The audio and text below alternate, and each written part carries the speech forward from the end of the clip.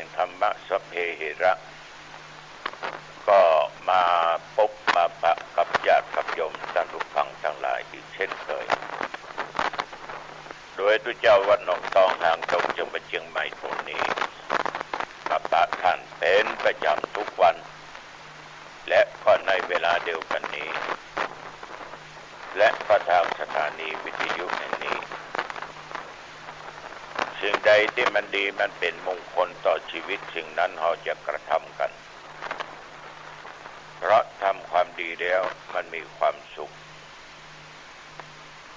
ทุกครั้งเมื่อมีการบรรยายเกิดขึ้นก็จะมีการไหว้พระสวดมนต์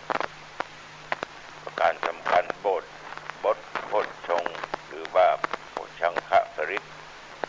ถวายพระพรชัยมงคลแด่สมเด็จพระเจ้าลูกเธอเจ้าฟ้าพัชรกิติยภา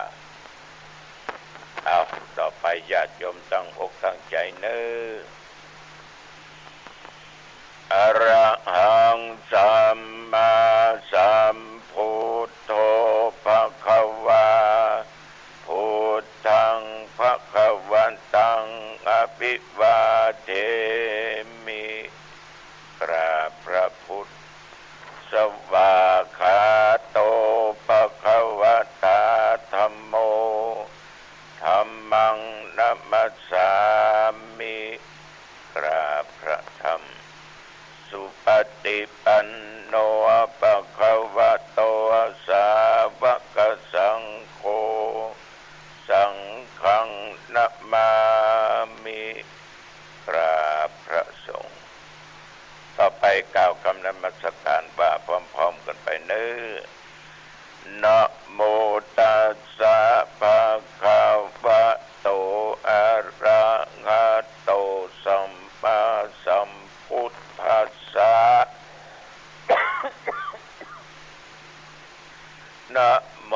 ตัสสะภะคะวะโตอะระหะโตสัมมาสัมพุทธัสสะนะโมตัสสะภะคะวะโตอะระหะโตสัมมาสัมพุทธัสสะพุทธังสารนังคัจฉามิธัมมังสารนังคัจฉามิสังฆังสารนังคัจฉามิตุติยัมปิพุทธังสารนังคัจฉามิตุติยัมปิธัมมังสารนังคัจฉามิตุติยัมปิสังฆังสารนังคัจฉามิตติยัมปิพุทธังสารนังคัจฉามิตติยัมปิธัมมังสารนังคัจฉามิตติยัมปิสังฆังสารนังคัจฉามิยะโต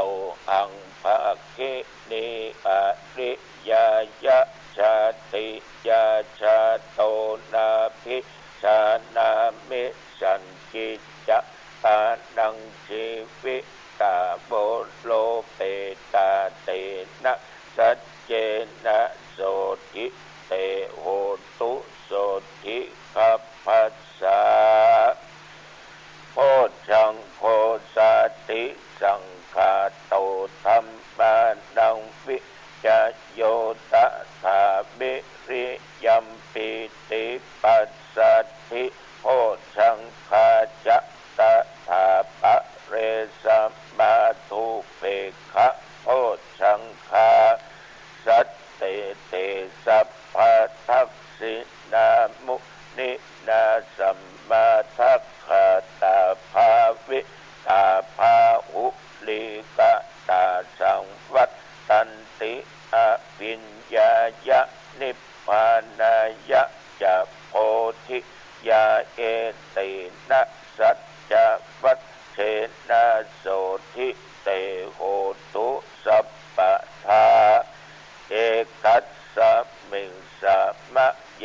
นะโทมุขันลา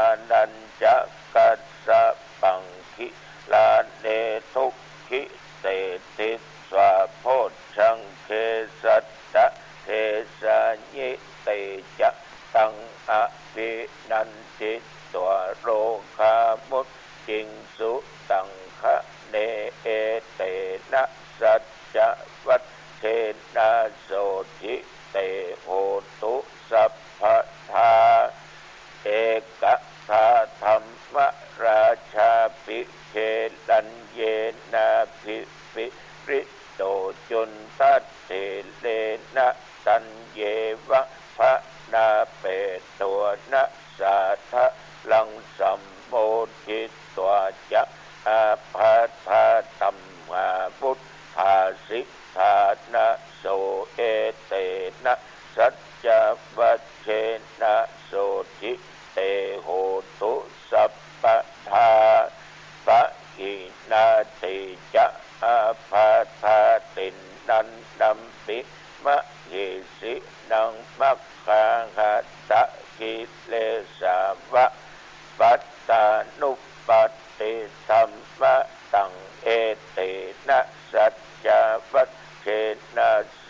ทิเตโหตุสัพพทาภวะตุสัพพมังคะลังรักขันตุสัพพเทวตาสัพพพุทธานุภาเวนะสัทธาโสทิภวันตุเตภวะตุสัพพมังคะลังรักขันตุสัพพเทวตาสัพพธรรมานุภาเวนะสัทธาโสทิภวันตุเตภวะตุสัพพมังคะลังรักขันตุสัพพเทวตาสัพพสังฆานุภาเวนะสัทธาโสทิภวันตุเตขอถวายพระพรกรมอุตุได้ประกาศว่าตั้งแต่เมื่อตะวันวามาจนถึงบัดเดี๋ยวนี้บ่มีรายงานฝนตกในบริเวณวัดหนองตองและใกล้เคียงไม่มีฝนตกแม้แต่หยดเดียวท้องฟ้าแจ่มใสมีพายุแรงอยู่ตามปกติอากาศกลางวันร้อนหน่อยตกเย็นตกค่ำตกเช้ามาก็อากาศหนาวอยู่วันนี้อุณหภูมิ20 องศาญาติโยมพ่อแม่พี่น้องท่านทั้งหลายเมื่อตะวันวานี้อาตมาภาพก็ได้ไปร่วมเจริญพุทธมนต์สึกโบราณจตาหมู่บ้านสลาวุธเจ้าของบ้านก็คือคุณบุญธรรมกับโยมเล็กก็มีญาติพี่น้องมาร่วมมากมายก่ายกองวันนี้มนต์เจ้า10 กว่าตนตระกูลนี้ญาติโยมมีความขยันขันแข็งปัญหาก็เกิดขึ้นบ่อยแต่เพิ่นก็มีความพยายามฝ่าฟันอุปสรรคปัญหาเหล่านั้นจนสำเร็จผลได้ในชีวิตความเป็นอยู่เพิ่นอาศัยหลักศีลหลักธรรมถึงครอบครัวกินนุ่มตาลเหมือนศรัทธาญาติโยมอย่างเงี้ยฉะนั้นก็จึงมีฐานะมั่นคงเพราะเพิ่นประยุทธ์เพิ่นยังทำการทำงานโดยใจมันสมองของตัวเองแต่การทำงานก็ออกไม่ออกญาติโยมท่านผู้ฟังคนเราเนี้ยถ้าว่ามีความตั้งอกตั้งใจ จะกระทำในสิ่งใดสิ่งใดถ้าความตั้งใจนั้นทำอย่างจริงจังถึงจะมีอุปสรรคไม่ยอมท้อต่อสิ่งที่ตัวเองกระทำก็จะสำเร็จผลได้ก็ฉันเพ็ญกันที่หั่นต่อจากนั้นอาตมาก็ไปวัดฟังท่าไคร้อำเภอแม่อ่อนญาติโยมไปจะหันรูปเหมือนหลวงปู่หลวงปู่เป็นองค์ใหญ่เบ้อเริ่มเลยญาติโยมท่านผู้ฟังทั้งหลายหลวงปู่อย่างที่เหยียบน้ำทะเลจนจืดจนจางแล้วนะญาติโยมลองคิดดูคือหลวงปู่ทวดมีท่านครูบาชัยเนี่ยเป็นเจ้าอาวาสอยู่ที่นั่นบริเวณวัดมันกว้าง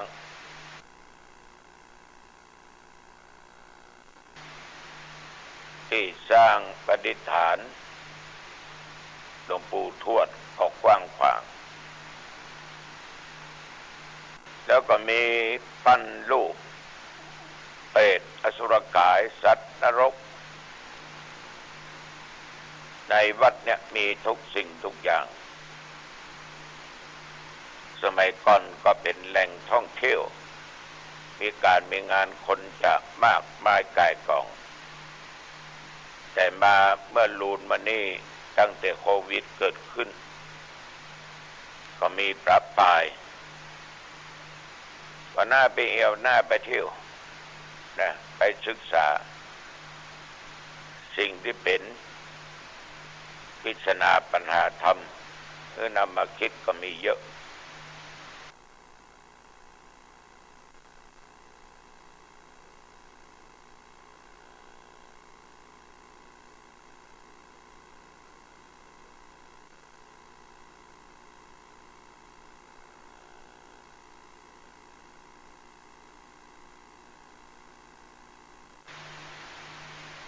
ญาติคนหนึ่งก็ยักการอยู่ที่โรงแรม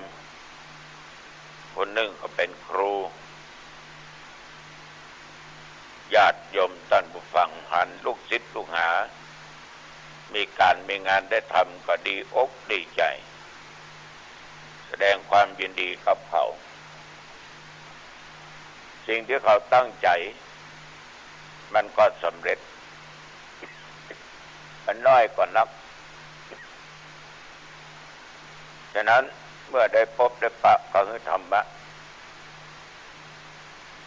ว่าชีวิตคนเราเกิดมาเนี่ยเอาจะยักการยักงานทำงานอะไรอย่างก็ตามก็มีเกียรติหมดแต่ขออย่างเดียวทำงานด้วยความสุจริตอย่ามีคำว่าทุจริตมาใช้ในชีวิตของตัวเองเพราะทุจริตนั้นจะเป็นหนทางความหายนะความเดือดร้อนฝ่ายเดียวจะบ่มีผลดีอย่างเกิดขึ้นฉะนั้นตั้งอยู่ในความสุจริตมีความซื่อสัตย์เป็นต้น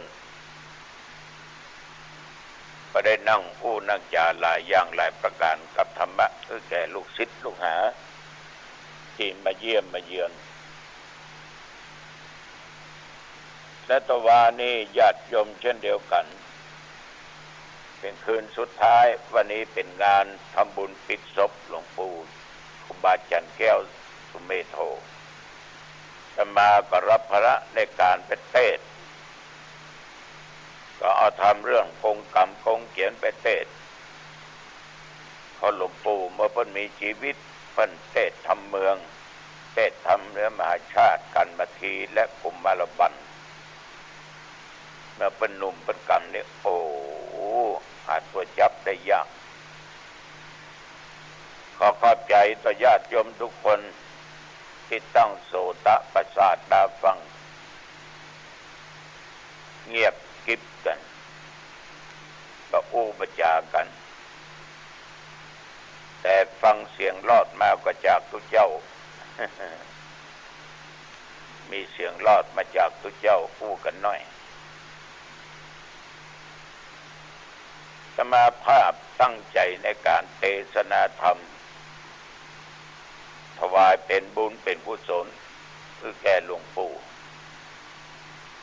ก็เรียกว่าทั้งการเทศทั้งปัจจัยทั้งทุกสิ่งทุกอย่างนั้นถวายต่อคือแก่คณะกรรมการถึงภายในภายนอกการเทศจะได้ต่อได้ต่อได้ก็ตามก็ยกทานเนี่ยหมดก็ทำอย่างเนี้ยมาเป็นประจำถ้าครูบาอาจารย์เที่ยวหนองตองเที่ยวหางดงกันอย่างการล้มหายตายจากไปเอาก็ถือว่าเป็นบุญเป็นกุศลต่อจากนั้นอาตมาก็ออกจากวัดคันธรสมาสร้างไปที่วัดแม่ฮะตำบลบ้านปง3 ทุ่มปลายไปถึงที่หั่นก็มีการอบรมสมโภชวิหารหลังใหญ่หลังงามพุทธรูปเจ้าปิมปาเมื่อพระสงฆ์ทั้งหลายเจริญพุทธมนต์จบอาตมาก็เทศธรรมพระสิทธาสออกบวช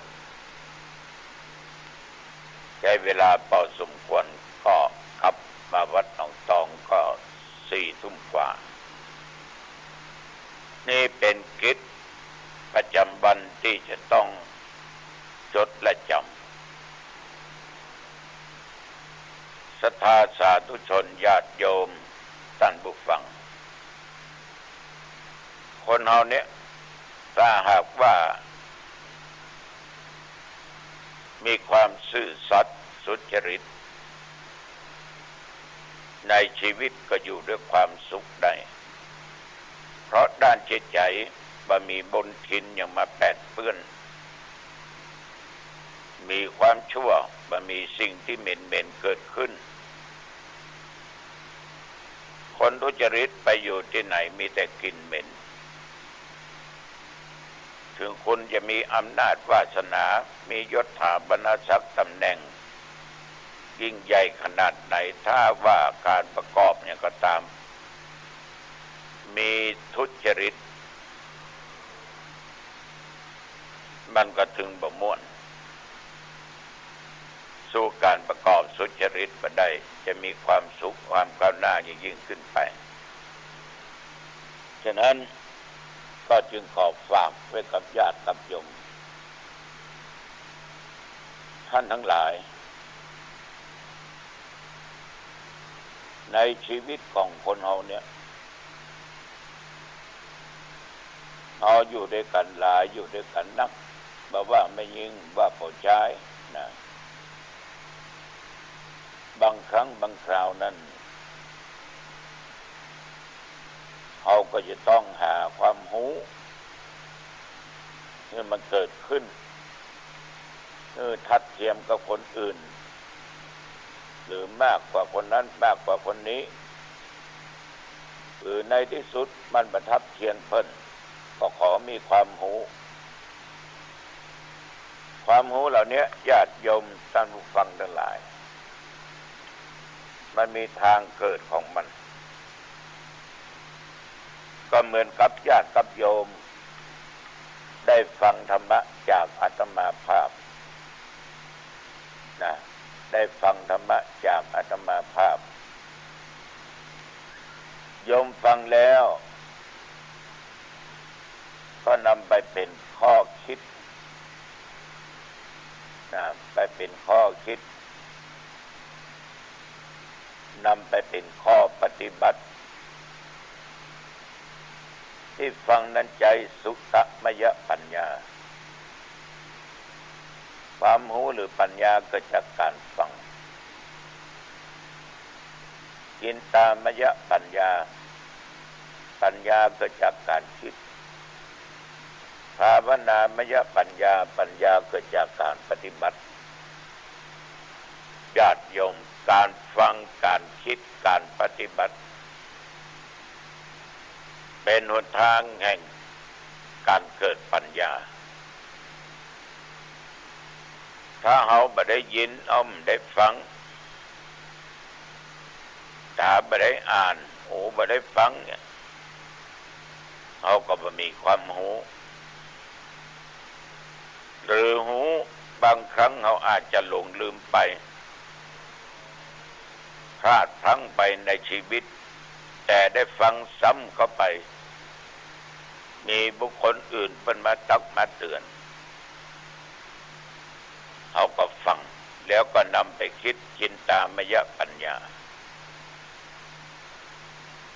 สมมุติว่าเอาอย่างมาทุกข์แตะทุกข์ว่าเขาก็ต้องคิดต้นเหตุที่เขาทุกข์ว่าที่เขาทุกข์เอาเกิดมาจากนี้เขาทุกข์เขาบอกมีเงินมีทองมีข้าวมีของสัมปติเหมือนกับเปิ้ลอย่ามาทุกข์แตะทุกข์บอดทุกข์แตะทุกข์ว่าลองค้นหาดูแล้วก็จะปะช่องทางของมันก็เกิดจากความคิดของเราเขาหูเขาหันเขาฟังมาแล้วมาเก็บมาคิดมันก็จะมาเกิดผลฟังแล้วฟังเปล่าฟังแล้วฟังไม่ได้ถึงเวลาก็ฟังไปเป็นร้อยเตื้อพันเตื้อหมื่นเตื้อก็ไร้ค่าเพราะไม่ได้นำมาคิดแต่สิ่งเหล่านี้จะเกิดผลขึ้นจริงๆคือนำมาใจฟังคิดแล้วก็ใจก็คือการปฏิบัติตามหูว่าพระธรรมคำสอนนั้นบทใดข้อใดเนื้อใดเป็นสิ่งที่ดีเป็นสาระนำเอาบทนั้นสิ่งนั้นไปเป็นข้อวัดปฏิบัติญาติโยมตัวปัญญาก็จะเกิดขึ้นมันจะหูทันทีว่าสิ่งที่ผ่านมาที่เขากระทำมันถูกต้องรู้เหตุที่เขาทุกข์เขายากเขาอับจนอยู่นี้เพราะอย่างอันรู้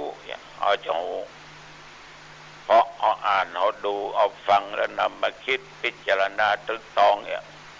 จะนำปฏิบัติเมื่อเอาหูต้นสายปลายเหตุมันมาอย่างนั้นเอาก็จะได้ทำในทางที่ถูกต้องแล้วในชีวิตญาติโยมก็จะประสบผลสำเร็จในชีวิตที่อาตมาภาพไปเมื่อตะวันวานเนี่ยแต่ก่อนก็เรียกว่าฐานะทุกข์ยากอับจนมากแต่ด้วยตาได้หันหูได้ฟังนำมาคิดมาพิจารณาว่าทำไมเขาถึงโรยทำไมเขาถึงทุกข์ก็ค้นหาเหตุผลจนพบจนปะก็ปฏิบัติตามช่องทางในที่สุดในชีวิตของเพิ่นก็ประสบผลสำเร็จอันนี้ตุเจ้าก็จึงขอฝากไว้กับญาติกับโยมลองนำ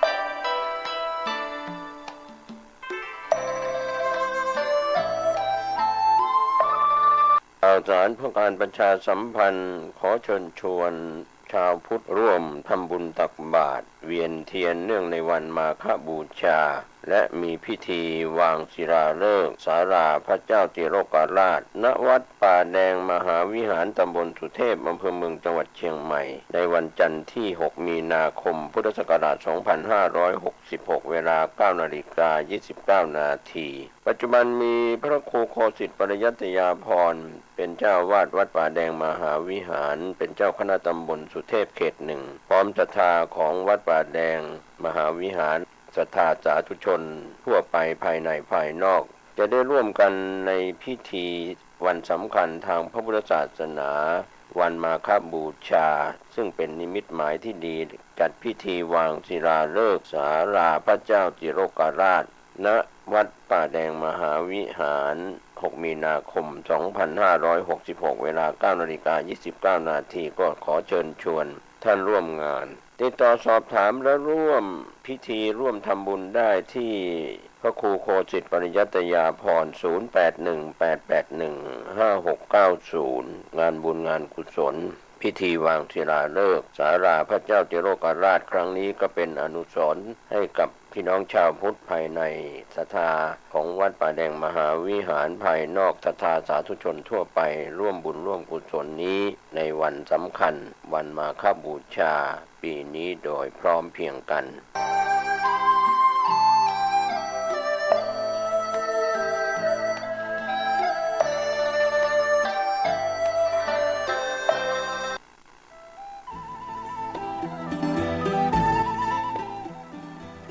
ข่าวสารเพื่อการประชาสัมพันธ์ทางมหาวิทยาลัยเชียงใหม่โดยสำนักส่งเสริมศิลปวัฒนธรรม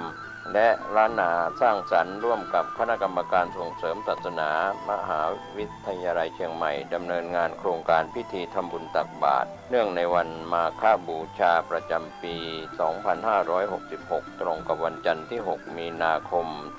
2566 ณ ขวงวัฒนธรรมถนนสายวัฒนธรรมภายในมหาวิทยาลัยเชียงใหม่เพื่อเป็นการอนุรักษ์สืบสานวัฒนธรรมประเพณีอันดีงามโดยทางสำนักส่งเสริมศิลปวัฒนธรรมกราบอาราธนา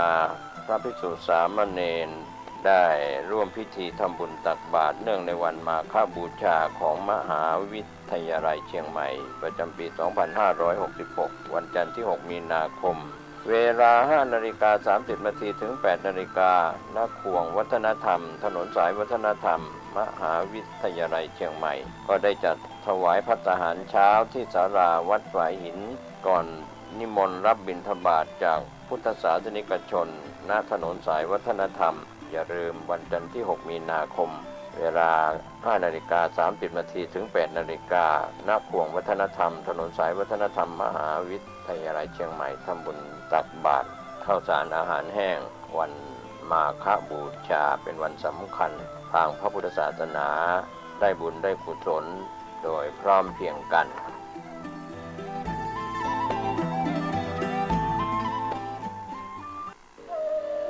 อารามภิกษุณีนิโรธารามขอเชิญพุทธศาสนิกชนร่วมเจริญกุศลในงานสาธยายพระไตรปิฎกและถวายพระพุทธรูปพระพุทธคันธาระสิริมหามุนีขนาดหน้าตัก 9 เมตรระหว่างวันที่ 6 ถึง 14 มีนาคม